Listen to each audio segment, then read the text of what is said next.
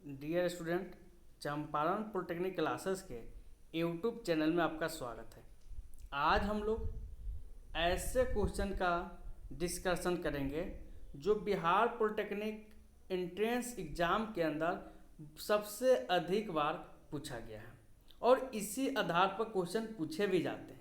तो चलिए स्टार्ट करते हैं। पहला क्वेश्चन है कि किसी वस्तु के संवेग में 50% की वृद्धि होने पर इसकी गतिज ऊर्जा में वृद्धि होगी। तो हम जानते हैं कि गतिज ऊर्जा का फॉर्मूला होता है के ई बराबर 1/2 mv²। ये तो फार्मूला हम पहले से पढ़ के आते हैं, लेकिन दूसरा फार्मूला क्या आ जाता है कि kinetic energy equal to 1/2p² होते हैं। 1/2p² यानी p²/2m, यानी यहाँ पर p क्या है? संवेग है। संवेग को 50% बढ़ाया जाए तो गतिज ऊर्जा में कितने परसेंट का वृद्धि होगा। तो इसके लिए आप ट्रिक पढ़ लीजिए कि ऐसा जैसे ही क्वेश्चन आए तो आपको क्या करना है, x+x+x² कर देना है। तो कितना हो जाएंगे? अगर घटाएगा तो सबको माइनस कर देना है, बढ़ाएगा तो सबको प्लस कर देना है। तो चलिए x का मान कितना है? 50%। तो 50 गुने 50, 50 गुने 50/100। तो रखेंगे, सोल्व करेंगे तो मेरा जो वैल्यू आएगा चेंज बराबर 100 प्लस 50 गुने 50/100 मल्टीप्लाई कीजिए, कितने आ जाएंगे? 125%। तो हमेशा याद करके इसका आंसर कितने हो जाएंगे बाबू? 125%। तो सिंपल 50% का वृद्धि करेंगे तो उसका गतिज ऊर्जा क्या गुना बढ़ जाएगा? 125%। चलिए नेक्स्ट क्वेश्चन बोला है कि 1 kg द्रव्यमान की गतिज ऊर्जा 1 जूल होगी तब उसकी चाल होगी। यानी पूछ रहा है कि किसी 1 kg का वस्तु है जिसका गतिज ऊर्जा कितना है? 1 kg है। तो हम जानते हैं काइनेटिक एनर्जी बराबर 1/2 mv²। अब पूछ रहा है कि वेलोसिटी कितना होगा। मास 1 kg, kinetic energy 1 kg। Put करिए, वैल्यू रखिए, इधर एक रखिए 1/2 गुने 1 गुने v², यानी v का सिंपल सा वैल्यू निकालेंगे तो v² बराबर 2 आ जाएगा। v बराबर √2 का वैल्यू होता है 1.41। तो 1.41 नहीं है, आंसर क्या होगा? 1.4 होगा मेरा करेक्ट आंसर। नेक्स्ट क्वेश्चन चलते हैं हम लोग।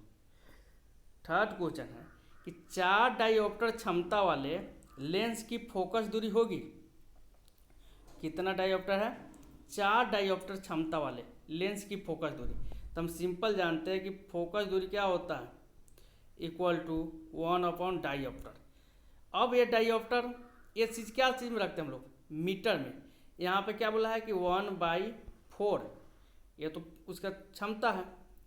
अब यहाँ पे ये मीटर में है, तब सेंटीमीटर में बताने के लिए 100 से मल्टीप्लाई करेंगे, कैंसिल हो जाएगा 25। आंसर मेरा क्या हो जाएगा? 25 सेंटीमीटर। नेक्स्ट क्वेश्चन, केल्विन पैमाने पर मानव शरीर का ताप है। तो हम जानते हैं कि मानव शरीर का ताप जो होता है 37 डिग्री सेल्सियस होता है। केल्विन में निकालना है तो 273 जोड़ दो, तो 273 प्लस 37 कितने हो जाएंगे? 310 केल्विन। तो मानव शरीर का तापमान होता है केल्विन पर कितना? 310 kelvin. Next question, 15 degree Celsius का तापांतर फ़ारेनहाइट स्केल पर होगा। यानी 15 डिग्री सेल्सियस तापमान फ़ारेनहाइट पर कितना होगा। तो सिंपल से एक रिलेशन पढ़ते हैं, c/5 = f - 32/9। वैल्यू रखिए इस पर। c का वैल्यू कितना दिया है? 15। f का वैल्यू पूछ रहा है, तो c 15/5 = f - 32/9। सोल्व कीजिएगा, कैंसिल हो जाएगा 3, ये जाकर मल्टीप्लाई होगा 27 27 अब प्लस उधर से 32 हो जाएंगे इक्वल टू एफ, यानी 32 और 27 59, यानी मेरा आंसर जो करेक्ट होगा 59 degree Fahrenheit. Simple. Next question बोला गया है एक 50 केजी द्रव्यमान को उठाने में कुल 4900 जूल कार्य प्रयोग में लाया गया, तो द्रव्यमान को इस ऊंचाई तक उठाया गया। सिंपल। यह भी आपका क्वेश्चन है वर्क पावर एनर्जी का, सिंपल सा क्वेश्चन। यहाँ पे पोटेंशियल एनर्जी दिया है 4900 और पोटेंशियल एनर्जी बराबर जानते हैं एम जी एच। मास दिया है, जी का वैल्यू 9.8 जानते हैं, एच पूछ रहा है, सिंपल सा वैल्यू रखिए। एम का वैल्यू 50, जी का वैल्यू 9.8 और एच का वैल्यू तो निकालना है, तो एच बराबर यहाँ से सोल्व कीजिएगा तो 10 मीटर आपका आंसर आ जाएगा। करेक्ट आंसर मेरा कितना हो जाएगा 10 मीटर। चलिए नेक्स्ट क्वेश्चन। नेक्स्ट क्वेश्चन है कि -1.5 डायोप्टर प्लस 2.5 डायोप्टर के क्षमता को दो लेंस को संपर्क में लाया जाता है, तो इस संपर्क का इसका फोकस दूरी। तो आप सिंपल समझ जाइए कि दो पावर को अगर एक साथ, दो लेंस को एक साथ सटा कर रखते हैं तो उसका जो पावर का फार्मूला होता है P बराबर P1 प्लस P2। अब एक प्लस है एक माइनस है, दोनों को सोल्व करेंगे तो मेरा पावर जो निकल जाएगा तो कितना हो जाएगा 1 डायोप्टर। पावर मिल गया तो हम सिंपल जानते हैं कि A बराबर क्या होता है 1/P, तब पावर भी 1 तो फोकस दूरी भी कितने होंगे 1 मीटर होंगे। अगर प्लस है तो यहाँ भी क्या होगा प्लस होगा 1 मीटर। नेक्स्ट क्वेश्चन, जल का घनत्व सबसे अधिकतम कितने पर होता है, तो आप याद करके रखना कि 4 डिग्री सेल्सियस पर जल का घनत्व तो सबसे अधिकतम होता है बाबू। जल का घनत्व तो 4 डिग्री सेल्सियस तापमान पर सबसे अधिक होता है। नेक्स्ट क्वेश्चन, 0 डिग्री फ़ारेनहाइट का मान सेल्सियस पैमाने पर होगा। सिंपल। 0 डिग्री फ़ारेनहाइट का मान पूछा कि सेल्सियस पैमाने पर कितना होगा, लगा दो फार्मूला। क्या फार्मूला पढ़े हैं, F minus 32/9 equal to C/5। 0 F का मान 0 दे दिया, 0 रख दो, माइनस 32/9 इक्वल टू C/5। अब यहाँ पे -32, यहाँ पे -32/9 गुने 5 इक्वल टू C। C को जब सोल्व करेंगे तो कितना हो जाएगा 160/9। सोल्व कीजिएगा तो आपका जो आंसर हो जाएगा माइनस में आएगा, कितना आएगा -17.8 डिग्री सेल्सियस आएंगे। नेक्स्ट क्वेश्चन, एक तरंग की आवृत्ति 400 हर्ट्ज है और तरंगदैर्घ्य 8 मीटर है, तो तरंग का वेग, तो सिंपल हम वेग बराबर जानते हैं v बराबर n इंटू लेमडा। v बराबर n इंटू लेमडा, n का वैल्यू दिया है 400, लेमडा का वैल्यू दिया है 8 मीटर, तो 8 चौका 3200 आंसर। सिंपल सा आंसर है बाबू, 3200 मीटर पर सेकेंड हो जाएंगे। एक सरल सूक्ष्मदर्शी का आवर्धन क्षमता 2 है, तो उपयोगी लेंस की क्षमता होगी। सरल सूक्ष्मदर्शी के लिए आवर्धन बराबर m बराबर पढ़ के आता है 1 प्लस d/f। d क्या होता है, न्यूनतम दूरी होता है, 25 सेंटीमीटर होता है। यहाँ से f निकाल लेते हैं और उसके बाद तुम क्षमता p निकालिए लेंगे, तो यहाँ पे रखेंगे तो m दिया है 2, तो 1 प्लस 25/f। f का वैल्यू निकालेंगे 25 आ जाएगा, और 25 आ गया तो हमको पावर निकालना था, p बराबर 1/25, कितने हो जाएंगे 4। तो मेरा करेक्ट आंसर कितना होगा 4 डायोप्टर। नेक्स्ट क्वेश्चन,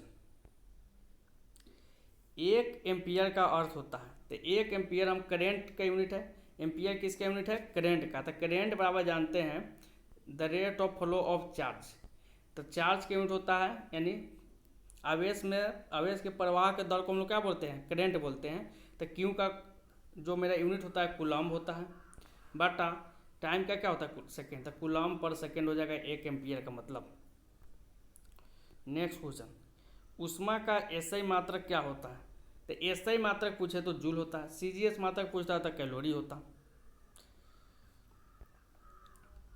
किस ताप पर किसी पदार्थ का ताप सेल्सियस और फ़ारेनहाइट स्केल में समान होता है? तो ये -40 डिग्री सेल्सियस आप माइंड में याद करके रखिएगा, सोल्व भी कीजिएगा तो आ जाएगा ये तो।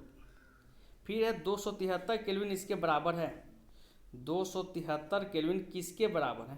तो आप सोल्व करो, फ़ारेनहाइट दिया है, केल्विन दिया है, तो आप सिंपल सा लगा ना लो जो मेरा कंसेप्ट है, K minus 273 by 900 equal to F minus 32 by 180। Solve करो सिंपल सा, तो K का मान दिया है 233 माइनस 273 बाई, इसको कटा लगे 5 हो जाएगा या 9 हो जाएगा, तो 5 into 9 plus 32 equal to F। Solve कर लीजिए, तो एक -40 बाई 5 गुने 9 plus 32 equal to F। Solve कीजिए, तो -40 बाई 5 -8 गुने 9 प्लस 32 इक्वल टू F। 72 में से 32 गया, कितना हो जाएगा? -40। तो यहाँ पे कितने हो जाएंगे? -40 फ़ारेनहाइट। सिंपल सा। नेक्स्ट क्वेश्चन, दो लेंस जिसकी क्षमता 12 डायोप्टर है और -2 डायोप्टर है, एक दूसरे के संपर्क में रखा जाता है तो फोकस दूरी क्या होगा? तो हम जानते हैं ना कि पावर बराबर दोनों को जोड़ो, तो एक 12 का है प्लस 12 का है, एक -2 का है, एक प्लस 12 का है, एक -2 का है, तो मेरा पावर कितना आ जाएगा? 10। तो पावर 10, तो फोकस दूरी 1/10 यानी 10 सेंटीमीटर।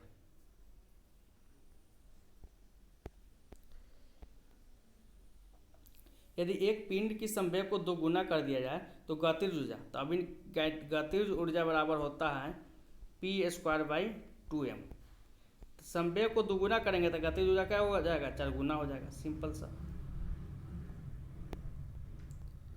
नेक्स्ट क्वेश्चन, डेसिबल है। डेसिबल बाबू ध्वनि को मापने का एक इकाई होता है। डेसिबल क्या होता है? ध्वनि को मापने का एक इकाई होता है। एक चालक का प्रतिरोध जिस पर निर्भर नहीं करता वह क्या है? तो चालक का प्रतिरोध हम पढ़ के आए हैं कि R equal to rho into L/A होते हैं। तो एरिया पर डिपेंड करते हैं, तो एरिया पर डिपेंड ही करते हैं। रो क्या होता है? प्रतिरोधकता पर डिपेंड करते हैं। एल पर भी डिपेंड करते हैं। किस पर डिपेंड नहीं करते हैं? द्रव्यमान के ऊपर डिपेंड नहीं करते। तो मेरा करेक्ट आंसर क्या हो जाएगा? द्रव्यमान। नेक्स्ट क्वेश्चन, एक वस्तु का पृथ्वी पर द्रव्यमान mkg है, तो चंद्रमा पर द्रव्यमान क्या होगा? बहुत लड़का यह क्वेश्चन गलती करता है बाबू, यहाँ पर द्रव्यमान ही पूछा गया है। द्रव्यमान कहीं पे चेंज नहीं करता बाबू, वो 6 kg है तो 6 kg ही रहेंगे। अगर वही मास नहीं छोड़कर वेट रहता, जिसको भार बोलते हैं, तब 6/6 हो जाता।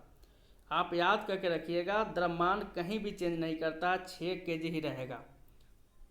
नेक्स्ट क्वेश्चन, किसी परमाणु के नाभिक में कौन कौन कण रहते हैं? तो नाभिक के अंदर जो होते हैं ना, प्रोटॉन प्लस न्यूट्रॉन होते हैं, जबकि इलेक्ट्रॉन बाहर की तरफ घूमते हैं। तो इलेक्ट्रॉन न्यूट्रॉन नहीं होगा, प्रोटॉन तथा न्यूट्रॉन आपका आंसर हो जाएगा। एक प्रकाश वर्ष बराबर होता है, तो आप पढ़ के आते हैं कि एक प्रकाश वर्ष 9.46 गुने 10 के पावर 15 मीटर। अगर किलोमीटर में पूछे तो 10 के पावर 12 हो जाते हैं, तो किलोमीटर में दिया है तो 10 के पावर 12 हो जाएगा। फिर क्वेश्चन है, दाब किस में मापा नहीं जाता है? तो दाब को न्यूटन पर मीटर स्क्वायर मापते हैं, बार में भी मापते हैं, पास्कल में भी मापते हैं, किलोग्राम वेट में नहीं मापते हैं बाबू। लास्ट क्वेश्चन है कि मानव में निकट दृष्टि दोष को दूर करने के लिए कौन सा लेंस उपयोग करते हैं? तो आपको मालूम होगा कि निकट दृष्टि में अवतल लेंस यूज करते हैं, दूर दृष्टि में उत्तल लेंस यूज करते हैं बाबू। आज के लिए बस इतना ही, मिलते हैं फिर नेक्स्ट वीडियो में। थैंक्स।